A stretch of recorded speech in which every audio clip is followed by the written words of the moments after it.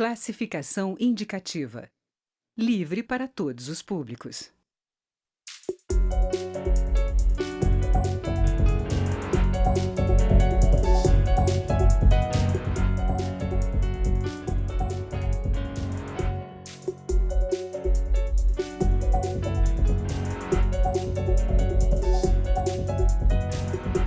Olá!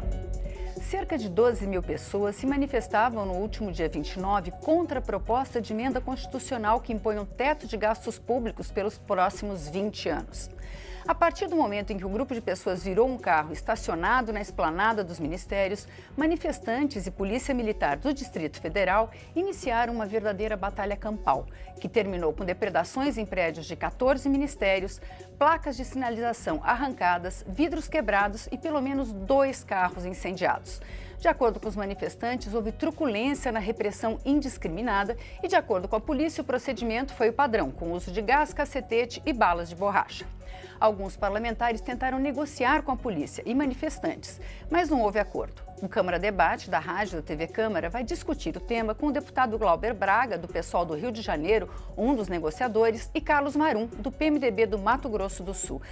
Deputado Glauber Braga, qual foi o quadro que o senhor encontrou lá? Quer dizer, a manifestação já tinha algumas horas, ela estava uma manifestação pacífica, e o que aconteceu quando teve aquele carro virado? Olha, eu estava no plenário da Câmara dos Deputados e fui sair pela frente do Congresso Nacional. Primeiro, obrigado pela oportunidade aqui, cumprimentar o deputado Marum e todos aqueles que estão nos assistindo nesse momento. Eu estava no plenário da Câmara e fui me dirigir à manifestação para participar, fazer o uso da fala contra a PEC 55. Quando tentei sair pela frente do Congresso Nacional, não consegui. Tinha se iniciado um conflito. A segurança que estava ali naquele momento pediu que eu fosse por um outro caminho. Aí eu tentei passar pela parte de cima à esquerda. Só que também se tornou impossível passar à esquerda, porque o gás já tinha sido lançado e você estava passando por um processo muito forte de asfixia ali. E exatamente nesse momento eu começo a acompanhar do lado esquerdo de quem está olhando para a esplanada as bombas sendo jogadas de maneira indiscriminada sobre os manifestantes que estavam na esplanada. E o locutor do carro do som fazendo um pedido ao comando da operação para que houvesse uma negociação para que as bombas parassem de ser lançadas. Do local onde eu estava, que era à esquerda de quem olha para a esplanada, repetindo, eu não vi o momento em que o carro foi virado, mas eu vi exatamente o momento em que as bombas foram lançadas e posso te garantir, foram lançadas de maneira indiscriminada sobre os manifestantes que estavam ali naquele espaço. Deputado Carlos Marum, como é que o senhor acompanha? O Congresso tem enfrentado manifestações bastante violentas. Qual a sua opinião? O que está acontecendo? Bom, antes de mais nada, meu agradecimento pelo convite para participar desse debate, juntamente tendo como contendor o eminente deputado Glauber, uma das estrelas do nosso parlamento. Então é com muita felicidade que eu aqui me encontro.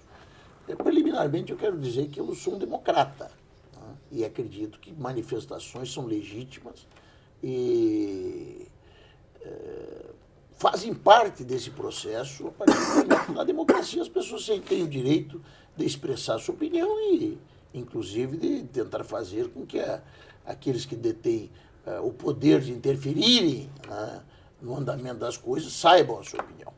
A questão aí desta manifestação, no meu modo de ver, não se resume, mas se situa no início da violência, no início da depredação. Pelo que eu saiba, não estive como o deputado Glauber esteve no local, pelo que eu saiba, transcorreu uma manifestação pacífica até o momento em que um carro foi virado. O carro é pouco. Ontem eu conversei com a menina, funcionária, proprietária do carro, ganha lá seus 3, 4 mil reais, paga a prestação desse carro e teve seu carro virado. E praticamente com perda total, outros tiveram carros incendiados. Quer dizer, aí já se começa, para mim, o equívoco. Já começa com uma injustiça. Aquela pessoa foi injustiçada ao ter o seu patrimônio, um patrimônio que conquistou com a força do seu trabalho, depredado nesse sentido. A partir do momento que se vira um carro, se dá uma ordem de violência. Diz, aqui começou, aqui acabou o momento pacífico e se partiu para o momento da violência. Eu já participei de manifestações.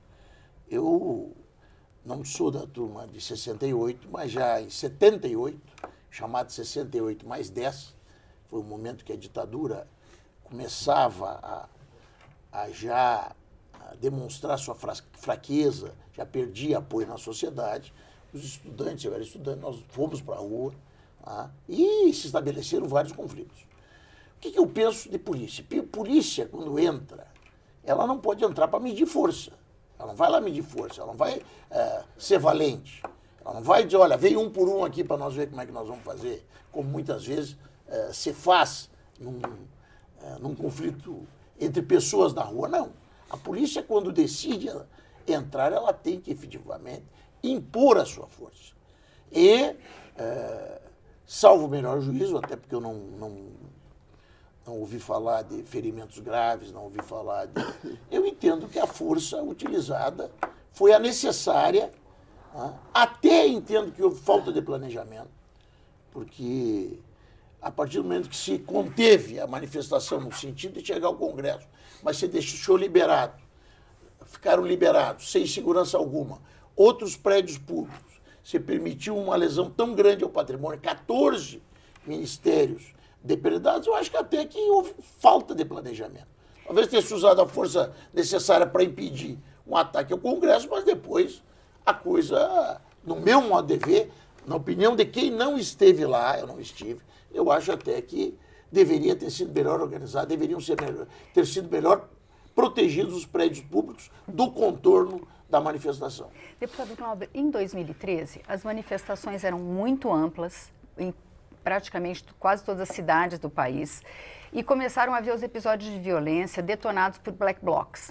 Né? Na época, era característica desses meninos, ou de quem fossem os black blocs, que até hoje ninguém sabe quem eram, andarem mascarados. Agora, até por causa das bombas de gás, todo mundo anda mascarado. Mas a gente ouviu nas redes sociais, era muito frequente o comentário, no dia 29, dos jovens falando que as pessoas que estavam fazendo isso não faziam parte do movimento estudantil. A maior parte dos 12 mil manifestantes eram jovens das ocupações de todo o país. Será que existe uma intenção de provocar, de ter núcleos de explosão de violência nas manifestações? O senhor acha que a gente está... Porque os black blocs acabaram com as manifestações, praticamente. Esvaziaram e acabaram por causa da violência. Eu posso te falar de duas manifestações diferentes e que têm uma visão de mundo que também são diferentes. A deputada Jandira Fegali, por exemplo, foi ao plenário da Câmara dos Deputados dizer que estava transmitindo ali uma mensagem de que pessoas que estavam dentro da manifestação eram infiltrados. Ela chegou a dizer isso e manifestar no plenário. Eu tive um contato telefônico com a secretária de Segurança do Distrito Federal. E a secretária de Segurança me diz a mesma coisa. Olha, existiam infiltrados, pessoas infiltradas na manifestação que não são a representação daquilo que era a maioria da manifestação que lá estava. Então você veja que de duas fontes diferentes, essa manifestação vem. O que não se justifica, independentemente disso ser verdade ou não, é a utilização desproporcional da força contra o conjunto dos manifestantes. Eu e o deputado Marum, nós temos uma causa em comum. Nós, por exemplo, somos defensores do Estado palestino. E quantas vezes a gente já não veio a público fazer críticas contra a utilização desproporcional da força contra o povo palestino? Então essa justificativa não há. Houve sim um erro, um equívoco grande da forma como a operação foi conduzida. E mais do que isso, não pode o chefe da operação vir a público dizer que problema nenhum teve, ou seja, justificando todos os elementos da operação. Eu estava vindo aqui para dar essa entrevista e o comandante da operação estava fazendo isso. Você não pode utilizar de força contra manifestantes que estavam lá pacificamente reivindicando os seus direitos. Ou seja, o que se teve foi bombas lançadas sobre o conjunto dos manifestantes. Repito, e quero frisar essa palavra, de maneira indiscriminada. Não houve uma atuação das forças policiais para evitar especificamente o ataque ao patrimônio público em pontos isolados. O que houve foi uma repressão ao conjunto dos manifestantes que lá estavam. E eu pude presenciar isso, porque eu estava no local e tive a oportunidade de falar isso com a secretária de Segurança do Distrito Federal. Como é que o senhor vê essa questão, deputado Marum? Quer dizer, será que pegar o núcleo das pessoas que estão cometendo a violência não é possível? Seria o ideal, se possível fosse. Eu tenho a mesma visão que você expressou. Eu penso que aquelas manifestações de 2013 quase que redundaram inócuas a partir do momento em que black blocs, pessoas que pregam a violência pela violência, isso é inconcebível num Estado democrático, onde eu voto, onde eu posso expressar minha opinião, até combater, enfrentando uma ditadura, se justifica uma manifestação mais pesada daqueles que estão ali se opondo àquilo, porque muitas vezes a sua forma de ser ouvido é essa. Na democracia isso não precisa acontecer. A manifestação estava acontecendo. Houve, segundo o Glauber, eu não tenho por que discordar da sua opinião, houve atuação de agentes infiltrados que passaram a promover a violência e a Polícia Militar tomou a decisão de uma repressão que você diz generalizada. A decisão foi correta ou não? Eu não estava num local para averiguar se havia como você adentrar a manifestação, até porque aquele pessoal, policial tem filho, policial tem mulher, né? Policial não gosta de tomar cacetetaço, não é para isso, eles estão ali para fazer, para impor o poder da força do Estado, não para ir lá medir força, não é para chegar lá tirar largar seu cacetete, tirar o seu colete e chamar o pessoal para vir no braço, para mostrar que é mais homem ou menos homem. Não, o policial está lá para fazer valer a força do Estado, fazendo valer a lei. Então, eu não sei se era possível essa separação do joio do trigo na manifestação. O comando da polícia, o comandante da operação entendeu que não, que teria que partir para uma repressão ao conjunto da manifestação. Assim o fez. Foi certo ou foi errado? Eu não estava ali no local para averiguar. Agora, efetivamente, o Congresso Nacional não pode correr risco de ser agredido em manifestações. Manifestações, elas podem se posicionar, deve o manifestante vir para cá. Eu já vim várias vezes para manifestações em Brasília, especialmente na área da habitação, que é uma bandeira que eu defendo muito. Eu compactuo com o Glauber na questão do Estado palestino. Lhe garanto que se um dia forem bombardeadas as manifestações de haver, eu vou votar contra, só para destacar o que acontece lá no Estado, lá na Palestina ocupada. Mas eu não tenho elemento para dizer que a decisão da repressão generalizada foi errada. O que eu entendo que houve um mau planejamento localizado na proteção dos prédios públicos, a partir do resultado que se teria e que era previsível, o resultado a partir da repressão que se deu de forma generalizada, eu concordo com isso. As imagens que eu vi que não foi uma repressão. Então você tentou adentrar a manifestação para se capturar ou aqueles que estavam cometendo a violência. Mas eu não posso, de antemão, dizer que está errado. Houve uma repressão, não foi extremamente excessiva, não resultaram feridos e eu não tenho condições, não estava no local para dizer se a decisão do comandante foi errada ou não. O Câmara Debate vai fazer um pequeno intervalo e volta daqui a pouco.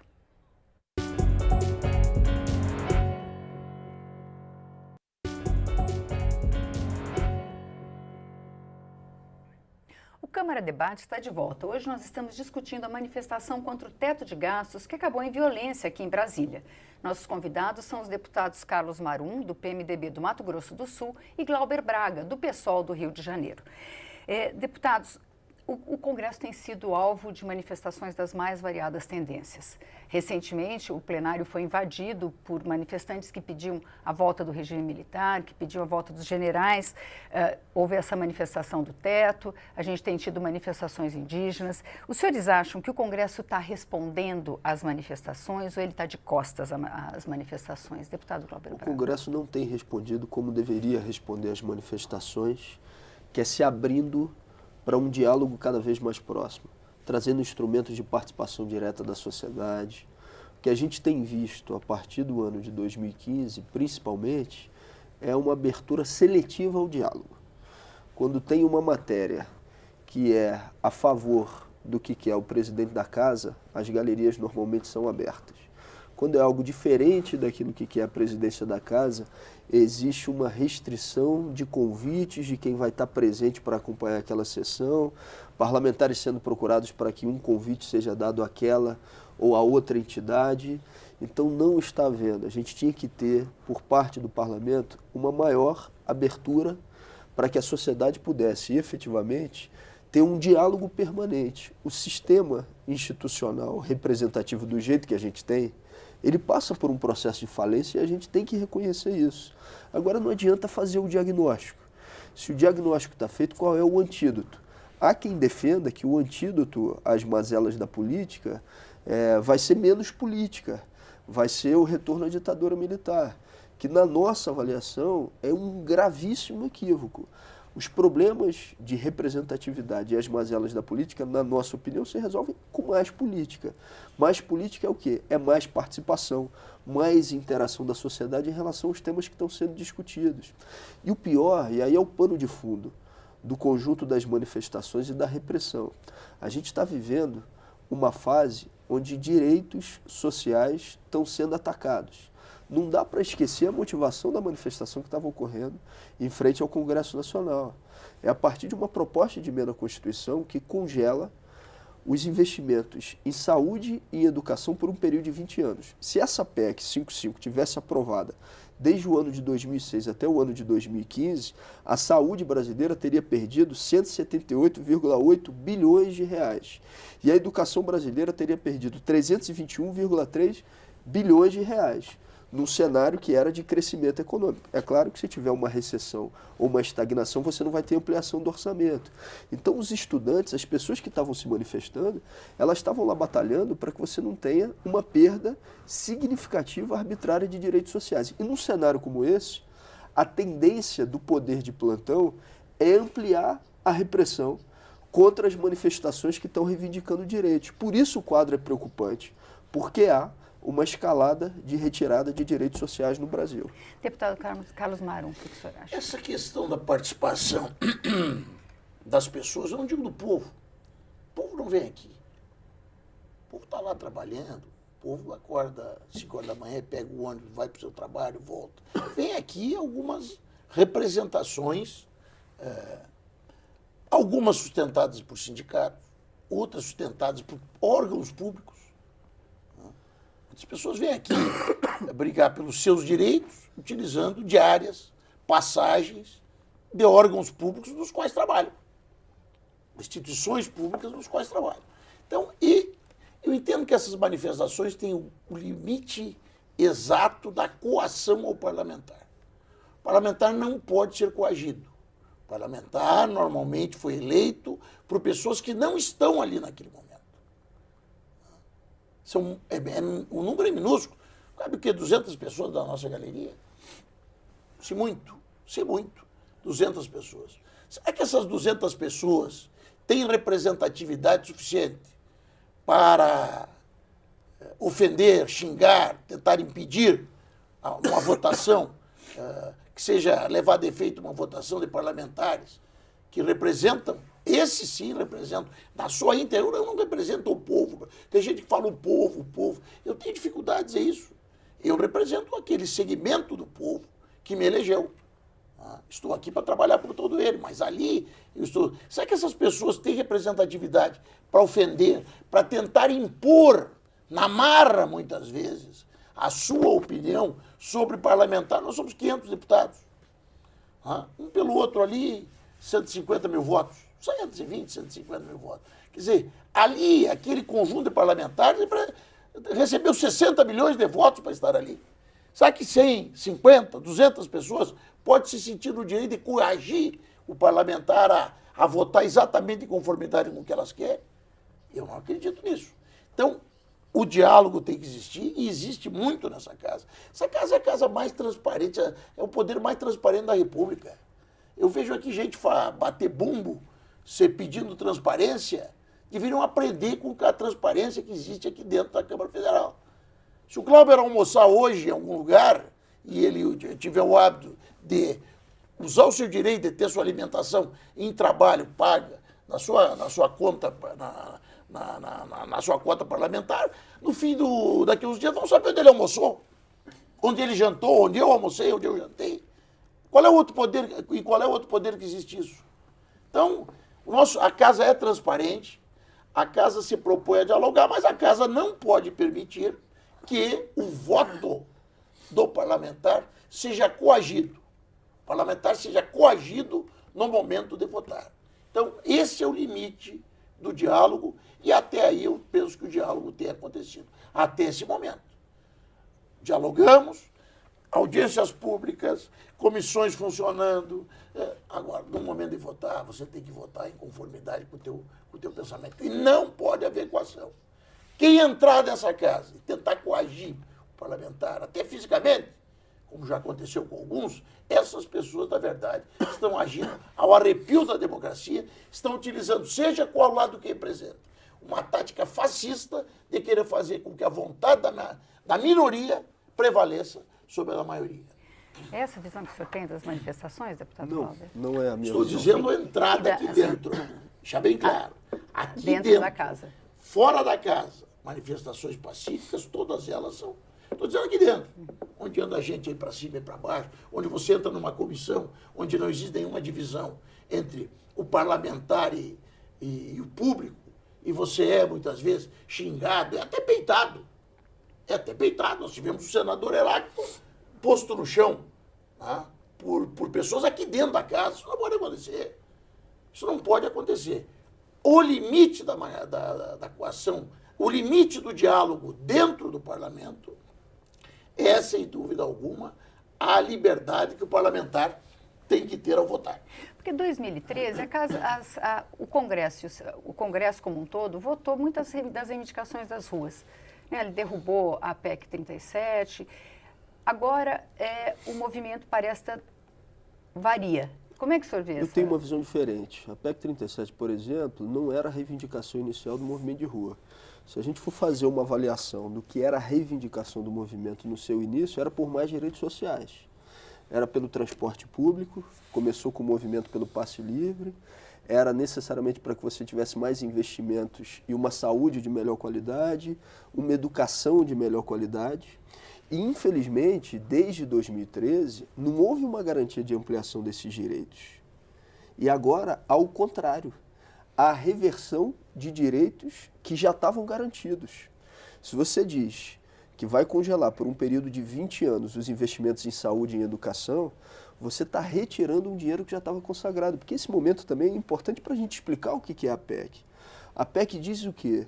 Que se não tiver crescimento do orçamento, você não vai ter ampliação dos seus investimentos por um período de 20 anos. Mas se crescer o orçamento, ou seja, se você dobra o orçamento brasileiro com crescimento econômico, o investimento em educação vai continuar sendo o mesmo. E também das outras áreas. Ah, não, mas pode ter um remanejamento entre as áreas de governo. Pode ter, mas a margem de manobra dos ministérios que fazem investimento social é muito pequena. E uma coisa no que você não mexe por essa proposta é exatamente no pagamento de juros da dívida pública brasileira. E aí a resposta que normalmente vem é, mas se tem juros e se tem dívida, essa dívida tem que ser paga. Mas essa dívida não foi auditada. A Constituição de 88, nos atos das disposições constitucionais transitórias, determinava que a dívida pública brasileira fosse auditada. Isso não aconteceu até o dia de hoje. Essa Câmara, a nossa Câmara dos Deputados, o Senado Federal, em sessão do Congresso Nacional, derrubou a medida do deputado Edmilson Rodrigues que garantia a auditoria da dívida pública brasileira. Como é que o governo está se movimentando e trabalhando? Ele está virando e está dizendo o seguinte, olha, a gente tem que dar um indicativo aos mercados que vai fazer o pagamento pleno dos seus juros e da dívida pública que eles têm. Porque o orçamento hoje, ele é menor do que aquele que existia, porque não dá para garantir o topo da pirâmide com altos rendimentos, os donos dos bancos, e quem está na base da pirâmide com direitos sociais. E aí ele fez uma escolha política. Ele está retirando de quem está na base da pirâmide direitos sociais, como saúde e educação, ao longo dos próximos anos. Então a tendência, nesse momento, é de se ampliar a manifestação por direitos e de se ampliar a repressão por parte do governo. Porque a política que está sendo implementada, ela está representando prioritariamente quem está no topo da pirâmide, que é a minoria. Então, a maioria fica com os seus direitos submetidos à minoria.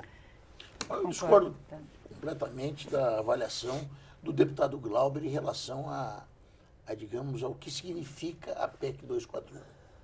É verdade que a PEC 241 busca um equilíbrio fiscal. A PEC 41 exige o tratamento responsável para com as despesas públicas. A PEC 241 obriga, digamos assim, os governos, e aí vem um primeiro mérito dessa PEC, o nosso governo estabelece na Constituição limites para o nosso próprio gasto. A coisa que os governantes mais odeiam fazer é limitar as suas próprias possibilidades de ganho. Nós estamos fazendo isso por quê? Porque vislumbramos um Brasil que cresça de forma sustentável, sem que seja necessária a produção constante de déficits públicos, que são esses déficits públicos que levam ao pagamento de juros astronômicos, como nós estamos pagando hoje. É importante que você observe o que aconteceu. O país até que vinha andando. Chegou em 2014, para reeleger a presidente Dilma, sempre fizeram loucuras. Todos os gráficos econômicos demonstram isso.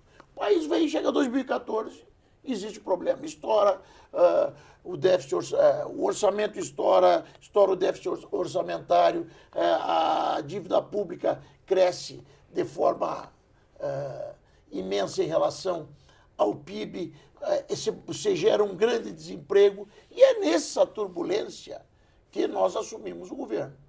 3 soluções poderíamos tomar para tentar resolver essa situação. Uma, aumentar impostos. Não, dissemos não esse aumento. Que o governo anterior tentou. O governo anterior mandou para cá a proposta da CPMF. Esse sim, um imposto de elevado impacto, especialmente nas camadas mais humildes da nossa população, já que cobra a mesma coisa de todos. Essa nós recusamos. A outra, produzirem para a inflação. Manda rodar dinheiro, vamos pagar, mas não é essa. E a terceira é controlar os gastos. Nós optamos pela terceira. Cabe tudo ali, cabe mais dinheiro para a educação, cabe mais dinheiro para a saúde, mas vai ter que tirar de outro lugar. Cabe até o passe livre. Se os governos dizem transporte público é gratuito, cabe, pode fazer, só que vai ter que dizer, tudo bem, nós vamos ter transporte público gratuito, mas esse dinheiro vai ter que sair daqui. É isso que a população quer. É uma PEC que eu chamo até da PEC da verdade. As pessoas têm razão, têm as suas razões em discordar dela. E nós temos que respeitar essas razões. Mas nós que concordamos, entendemos e temos a mais absoluta convicção de que estamos no caminho certo para construir um Brasil, em pouco tempo, mais promissor. Nós precisamos de um país promissor. As pessoas estão querendo sair do país. Nós precisamos de um país promissor. Deputado. Eu só queria fazer uma observação. O único lugar que a PEC não limitou a utilização de recursos públicos foi de pagamento de juros e amortização da dívida pública, que faz com que mais de 40% do orçamento da União seja drenado para esse fim, e isso o governo federal não quer auditar. O Equador fez lá, no seu país, a sua auditoria e diminuiu em 70% o valor da sua dívida pública. O Brasil tem que fazer a mesma coisa. Obrigada, deputado Glauber Braga. Muito obrigada, deputado Carlos Marum. O Câmara Debate termina aqui. Se você quiser rever ou compartilhar este ou outros programas, vá à nossa página câmara.leg.br/Câmara Debate. Nós também estamos no YouTube. Obrigada pela audiência e até a próxima.